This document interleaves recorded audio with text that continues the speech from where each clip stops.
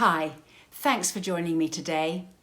Are you wanting to have a difficult conversation with your partner about the way they're managing their child or children? Are they overindulging them? Do your stepchildren have priority when they come to stay? Are you feeling second best, isolated and ostracised?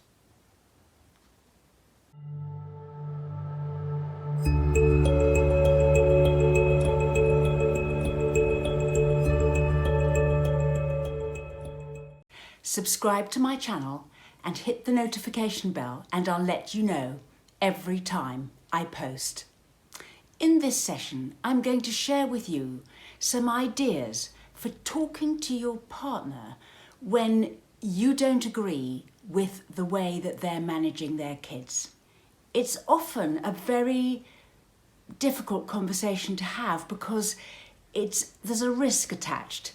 The risk is that they will become defensive about the way the children are or the way they manage the children, and that can begin to create a rift between, and you don't really want to have it affect your relationship.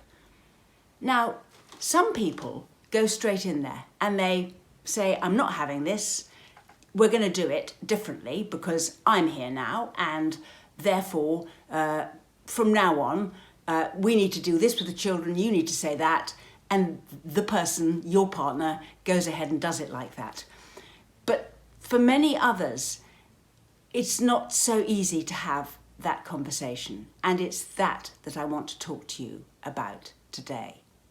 And this is what I found other step-parents have found useful to know, and when they've employed it, it's worked. So let me tell you. I say, don't have that conversation. If you're feeling as though you're wanting to talk to your partner about doing things differently with the children, I think it's more important to keep your relationship together and supportive of one another than to fall out about issues about the children. And stay clear of any kind of conversation that challenges the way their children are doing things or behaving, unless it's so incidental and so innocuous that you know you can get away with changing things without them really even noticing, and certainly without them minding too much. But if you think it's an issue where they want to give priority to their child, and if you fight them for it, you're putting them in a conflictual situation, then I wouldn't go there. I would just carry on getting on with your partner. What happens when a parent overindulges a child? And if they do, then they will get the results from spoiling from the child themselves. So if they overindulge the child will just want more. The child will be ungrateful. The child will have expectations which are unreasonable. And gradually, this heaps more and more onto the parent that's dishing out this overindulgence and the spoiling. Now, you might have to wait quite a while. The child won't properly respect their parents' wishes, and they'll want this and they'll want that, and they'll want more money, or they'll want more time, or they'll want more this. And gradually, your partner will get pretty much exhausted by this. And that's what you want. You want your partner to receive the negative effects of their behaviour firsthand from their child, not from you. If you point it out to your partner, they will go into conflict with you because they don't want to be told how to parent their child, and they will feel as though they've got to then justify themselves. This forms a rift between you and them. If you form a rift between you and your partner over their child, then anything to do with their child, your partner will become quite defensive about, will allow more, will overindulge, will tolerate even more than they would if you didn't. And when things do reach an intolerable level, your partner still may not come to you about it or talk to you about it, because they'll know that you'll go to the other end and say, well, I think that the child should be expected to do this, and that's what you should tell them.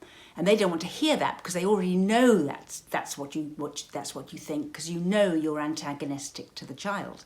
Not antagonistic, but you just see the way things should be done as opposed to the way they're being done. Meanwhile, even more, I'm suggesting even more than that. I'm suggesting you praise the child. But not for the things that you disagree about, but for things that you can see that they do well or that you like them for. Now, it's very difficult, because when you become a step-parent and you begin to think that a child is being overindulged or something, then you begin to hate the entire child.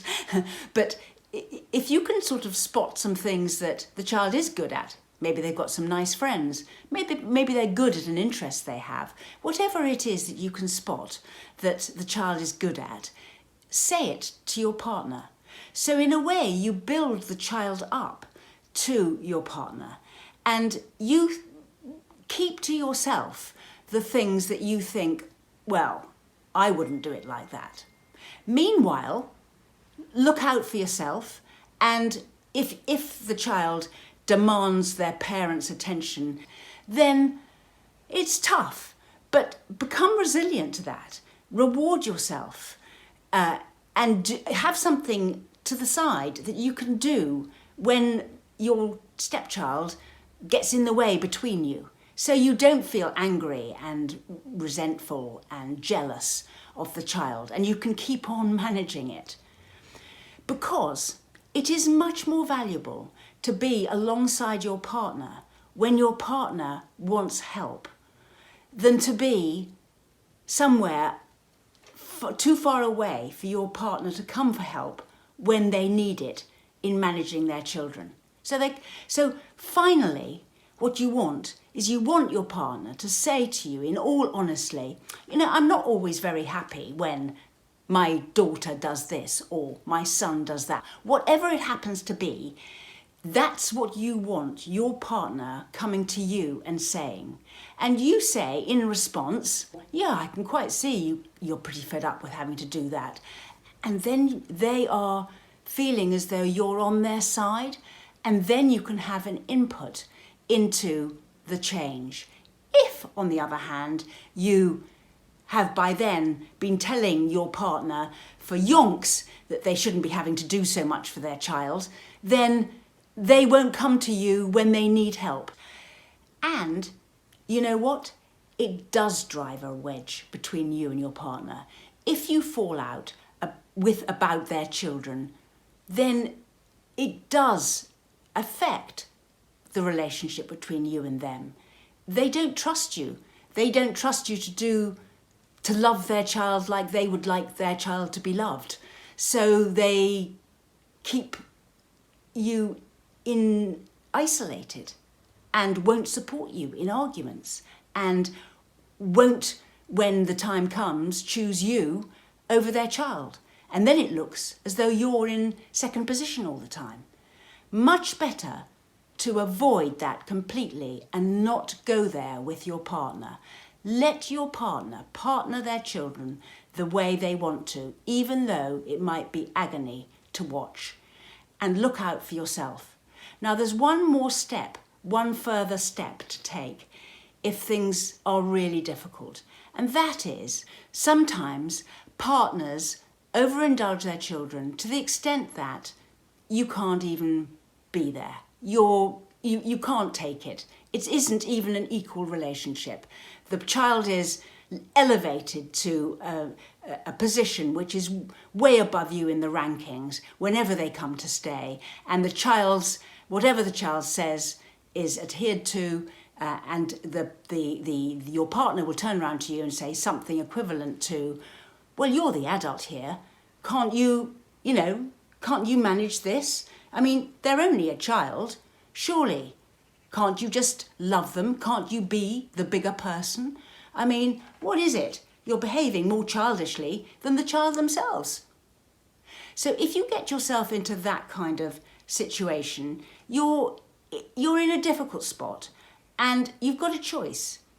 Either look after yourself, build in time to do things that you want to do when they're occupied with their children, and so let the competition die down. Or there's another solution, and it's called LAT. It's called living apart together, and it's quite common. If you're finding that your stepchildren are just taking preeminent position whenever they come, and you're a nothing and are expected to slot in and behave, and you can't, then the alternative is to move out and to have a perfectly healthy relationship with your partner, but live separately. Live close by, see your partner a lot, but when their children are around, you make yourself scarce and you've got a life of your own. That does work, and it also works when people have done it when they've been living together and they had been hoping to make a home together, and it isn't working because of this problem, and one or other moves out again to a house nearby. The relationship can stand it. Others have managed to do it, so I'm sure you can if you need to. But you need to look after yourself and look after the relationship. But don't go there with them when you're fighting your partner about their child. Only praise, unless it's small wins that you can get away with, and then wait for your partner to come to you and is ready to co-parent with you. Then you can move back in, and you will be then a co-parent and a co-adult in the home, but not until they have seen how their way isn't working and needs to come to you to work together with you as co-adults in managing this child or children. We run workshops, sessions, have an email response service, and we write booklets. You can find the links to our social media and website in the description box below.